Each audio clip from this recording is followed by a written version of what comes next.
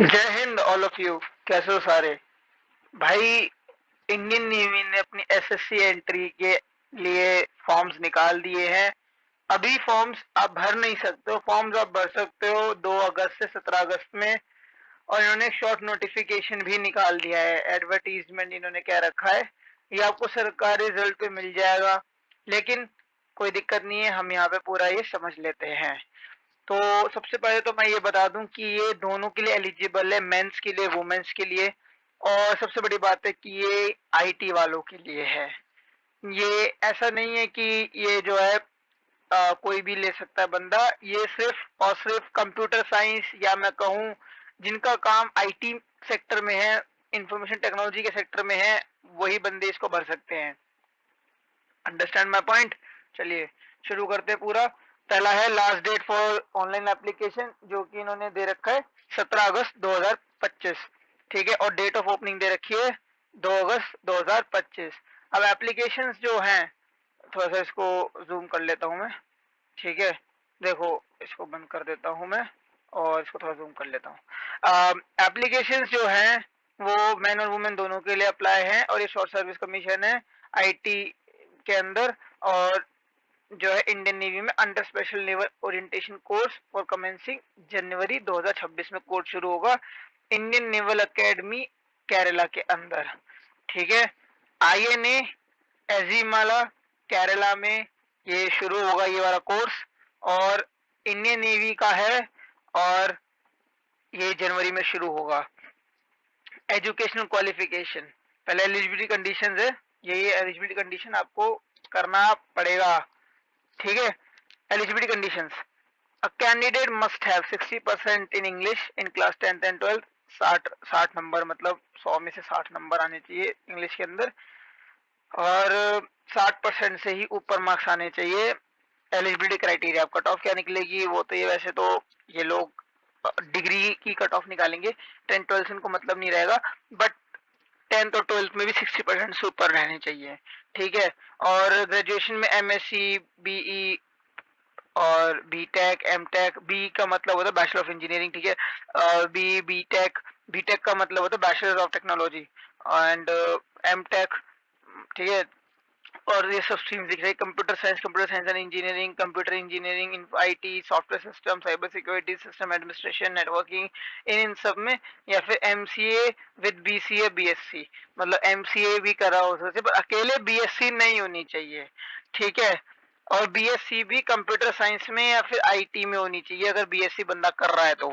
BSc के साथ MC होना चाहिए, बीएससी सोलो नहीं चलेगा, बता दिया हूँ। ठीक है, वैकेंसी भाई 15 है, और दोनों के लिए ही है, तो सोच लो भाई 15 में मैन और वुमेन दोनों है तो कितना कंपटीशन है। 2 से 17 तक चलेगा। ठीक है, सबसे बड़ी बात है, अभी पता है क्या हाल चल रहा है, ये चल रहा है नेवी के अंदर ना ऑफिसर्स कम है, क्योंकि नेवी की ना कंडीशंस बहुत ज्यादा है। अब पता नहीं ये लोग क्या कर रहे हैं क्या नहीं कर रहे। इनके एनडीए में सीट देख लो तो 50 भी पूरी नहीं है। ठीक है, इनकी सीडीएस में सीट्स देख लो तो भी पूरी सीट्स नहीं है। ये पता नहीं करना क्या चाहते नेवी वाले, और उसमें भी ना ये अपनी रोक टोक बहुत लगाते कि ये बंदा साइंस बैकग्राउंड से होना चाहिए, बंदा साइंस करना चाहिए, बंदा वो, मतलब पता नहीं चल रहा। अभी इतनी सीटें खाली ऑफिसर्स की, नेवी सबसे पीछे चल रही है। आर्मी में सबसे अच्छी सीटें हैं। अब बताओ, आर्मी की एंट्रीज भी बहुत सही है, आर्मी में भी तो एंट्रीज बहुत अच्छी अच्छी है। आपके वेटरनिटी से लेकर आपके सब ऑफिसर्स एंट्री भी है। बट अभी ऑफिसर एंट्री 14,000 पोस्टें खाली हैं आर्मी के अंदर, 14 से 15,000 पोस्ट भी खाली है। मतलब अगर वो पोस्ट भर देंगे ना, तब जाके हम कह सकते हैं कि भाई हमारा देश थोड़ा सा आगे बढ़ा है सिक्योरिटी के चक्कर में। मतलब ये कह सकते हैं, अभी 14,000 पोस्टें खाली है आर्मी की। और अभी, और सबसे ज्यादा रिकमेंड भी आर्मी में ही होते हैं, ओटीए में, आईएमए में, किसी ना किसी कोर्स में, कोई ना कोई कोर्स में तो होते ही है। बट फिर नेवी में कितने कम होंगे आप ये देख लीजिए। These vacancy are tentative and may be change depending on service requirement. भाई ये 15 तो मिनिमम है, ये 15 से 20 भी हो सकती है, 25 भी हो सकती है, वो तो हमें पता ही है। 400 सीट एनडीए बोलता है, पर 450 500 बंदे तो लेता है आराम से। एनसीसी कैंडिडेट्स, भाई एनसीसी कैंडिडेट्स को 5% का रिलैक्सेशन मिलेगा अपन कट ऑफ के अंदर। 5% का मतलब है कि भाई कट ऑफ गई है 78 की, तो 10% हो गया 70, लगभग 71 हो गया, तो 5% में 75 74 तक का आपको रिलैक्सेशन आराम से मिल जाएगा। और एनसीसी सर्टिफिकेट होना चाहिए with minimum B grade, serve for not less than 2 academic year, and certificate should not be date prior to 1 Jan 2023। मतलब उससे पहले मतलब सी सर्टिफिकेट आपका जो है 1 जन से प्रायर नहीं होना चाहिए, 1 जन 2023 से प्रायर नहीं होना चाहिए। Are you understanding my point? The final selection will be subjected to verification of the certificate issued by DGNCC. वही इसकी यूनिट में वैलिडिटी देखी जाएगी कि आपका सर्टिफिकेट असली है कि नकली है, क्योंकि एनसीसी एंट्रीज आपकी 27 ईयर्स तक होती है। तो इन लोगों ने 27 ईयर्स तक आपके एनसीसी सर्टिफिकेट की वैल्यू अच्छी रहती है, तो इन लोगों ने वही चीज लगाई कि एनसीसी सर्टिफिकेट 27 ईयर्स तक है, तो 2023 से पहले का होना नहीं चाहिए, 2024 का होना चाहिए, 2025 का होना चाहिए। Who can apply? Medical standards आपको इंडियन नेवी की वेबसाइट पे मिल जाएंगे, और हम जल्दी इसके ऊपर ही वीडियो बनाएंगे। ठीक है, एक बार सीडीएस का एग्जाम निकलने दो, ठीक है, उसके बाद बनाते हैं। Candidates who have graduated, post-graduated are in the final year with minimum 60 marks in aggregate or equivalent CGPA. The university for the above mentioned should incorporate, वही फाइनल ईयर में होना चाहिए बंदा, और अपना ग्रेजुएशन या पोस्ट ग्रेजुएशन में होना चाहिए या उसको कर लियो, ठीक है, और से 60% होने चाहिए, और should be incorporated by central. और ये मतलब ये एक्ट है कि इन एक्ट्स के जरिए आपकी यूनिवर्सिटी चलनी चाहिए। कभी कभी किसी की प्राइवेट यूनिवर्सिटी भी होती है ना, लेकिन जो स्टेट और सेंट्रल के एक्ट्स है वो उस पर लागू होने चाहिए। Candidate who have obtain a degree in engineering regular और integrated with 60 marks in aggregate from such foreign university college. ये फॉरेन यूनिवर्सिटीज के लिए कि कोई भी 60 मार्क्स लगेंगे। द कॉलेज इंस्टीट्यूशन रिकॉग्नाइज होना चाहिए इंडियन लॉज के हिसाब से, जो ये लिख रखे हैं। कोई और स्ट्रीम बीटेक बी के अलावा जो आपके इस पैरा 2 में आप दे रखा है, इसके अलावा कोई भी चीज सिलेक्शन प्रोसीजर के लिए वैलिड नहीं है, और कैंडिडेट फाइनल लिस्ट का वेट करें, ठीक है ना। Candidate selected in final merit for induction will be required to submit the proof of completing और qualifying degree with minimum by sending an email address this by 26। Candidate failing to meet the stipulated education criteria will not be permitted to join INA. वही बात है कि जिसकी degree पूरी होगी वही जाएगा, जिसकी डिग्री नहीं होगी वो कांटेक्ट भी नहीं कर सकता।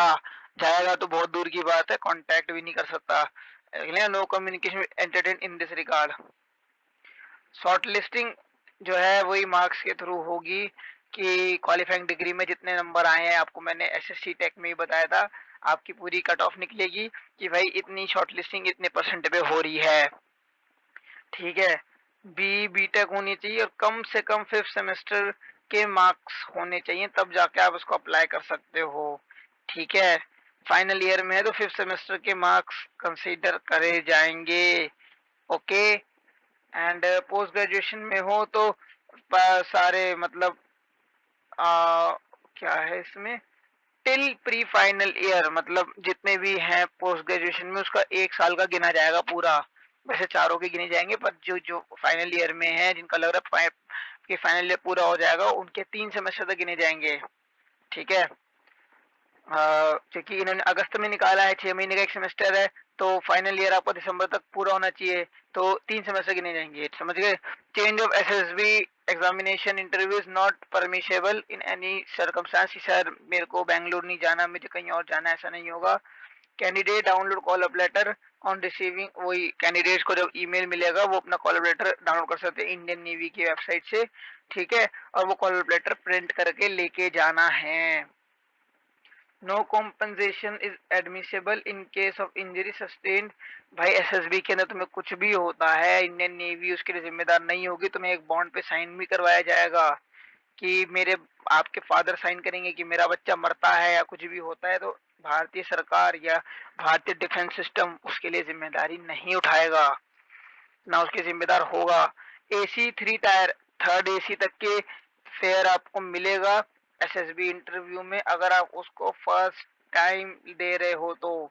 कमीशन के लिए जैसे शॉर्ट सर्विस और आप फर्स्ट टाइम दे रहे हो तब आपको मिलेगा। Candidate required to bring photocopy of the first page of passbook, वही आपको पासबुक या चेक की फर्स्ट पेज लाना पड़ेगा। एक नो चेक होता नहीं है, ब्लैंक चेक जो होता है, आप वो ऑब्वियस की बात है वो आप कर सकते हो, उसमें देख के आपके अकाउंट में आ जाएंगे, जिसके अंदर अकाउंट नंबर, आईएफएससी कोड और आपके जो बैंक की डिटेल है वो होनी चाहिए।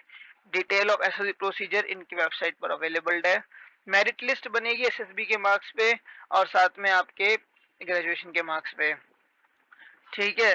पुलिस वेरिफिकेशन, जो बंदे फिट हो जाएंगे वो पुलिस वेरिफिकेशन, कैरेक्टर वेरिफिकेशन और अवेलेबल वैकेंसी एंट्री के लिए मतलब सब्जेक्ट करे जाएंगे, अपॉइंट करे जाएंगे पुलिस वेरिफिकेशन के लिए, कैरेक्टर वेरिफिकेशन के लिए और वैकेंसी की अवेलेबिलिटी चेक करने के लिए कि भाई अवेलेबिलिटी उतनी है कि नहीं है। क्या पता 25 सिलेक्ट हो गए और 15 ही हो, तो वो देखा जाएगा किसको करना है किसको नहीं करना। टर्म्स ऑफ सर्विसेज, भाई सर्विस की है, शॉर्ट सर्विस कमीशन है तो 10 साल की सर्विस है। फर्दर एक्सटेंशन 14 साल तक गिन सकते हैं, जिसके अंदर 10+2+2 का रिक्वायरमेंट होगा। मेडिकल भी होगा उस टाइम पर, एक्सटेंशन आपको 14 साल से पहले नहीं मिलेगा और परमानेंट कमीशन का ऑप्शन इसमें नहीं है, इन्होंने पूरा लिख रखा है। Officer will be not permitted to leave before 10 year except in exceptional cases, भाई 10 साल से पहले तुम जा नहीं सकते छोड़ के, ठीक है, और 14 साल तक ही रहोगे। तो मतलब अगर बंदा एक 24 साल में जा रहा है तो 38 साल में उसको रिटायरमेंट लेना ही पड़ेगा। तो इन जनरल देखा जाए तो अगर आर्मी के हिसाब से मैं देखूं तो आपका लगभग लगभग लेफ्टिनेंट कर्नल, तो लेफ्टिनेंट कर्नल की रैंक पे अब बंदा रिटायरमेंट ले रहा है, तो इंडियन नेवी की जो रैंक होगी उसके इक्विवेलेंट उसमें रिटायरमेंट ले लेगा, ठीक है। Candidate will be inducted in the rank of sub lieutenant, sub lieutenant होती है और सबसे फर्स्ट रैंक। और कैंसिलरी candidate will undergo 6 weeks naval orientation course, मतलब 6 हफ्ते की ट्रेनिंग होगी आप लोगों की, 1.5 महीने की, वाह, 1.5 महीने की ट्रेनिंग होगी आपकी और उसके बाद आपको दे दिया जाएगा।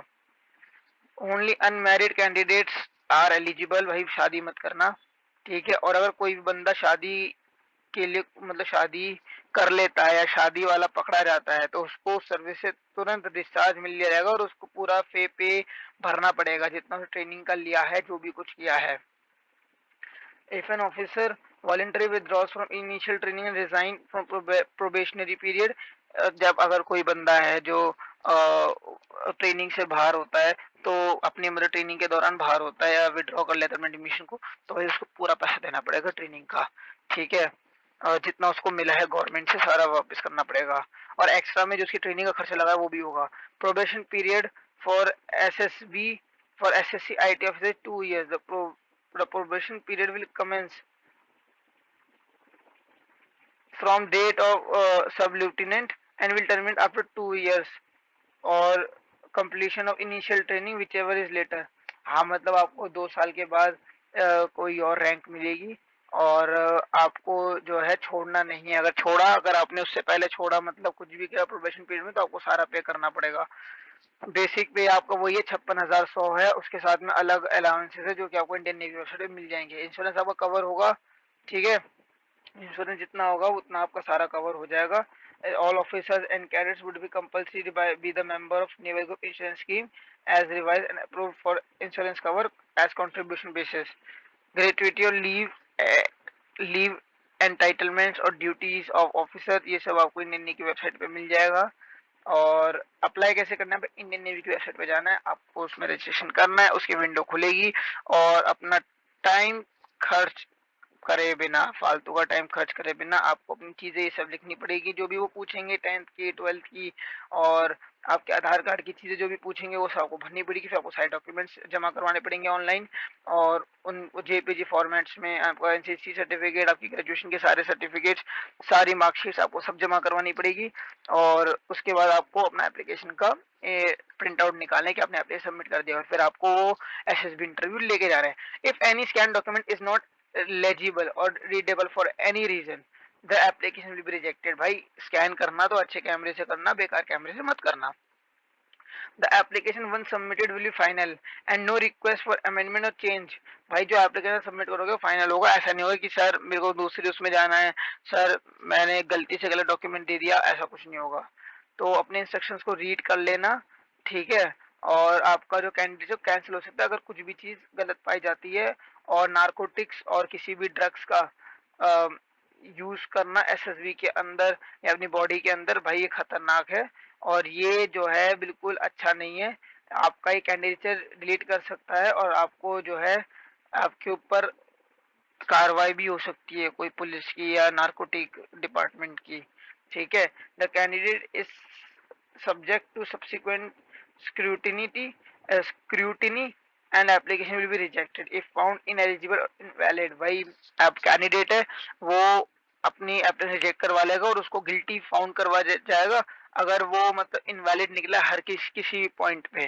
ठीक है, इस क्यूआर को आप स्कैन कर सकते हो, कोई दिक्कत नहीं है, और स्कैन करके आप अपना अप्लाई कर सकते हो। तो भाई आज हमने देख लिया ये इंडियन नेवी का, और आपके जो भी ये एसएसबीज है इसका तो कोर्स आपको मिलता रहेगा टाइम टू टाइम। आपको एसएसबीज कैसे क्लियर करनी है उसका भी कोर्स में डाल दूंगा, कोई दिक्कत नहीं है। तब तक के लिए जय हिंद, वंदे मातरम।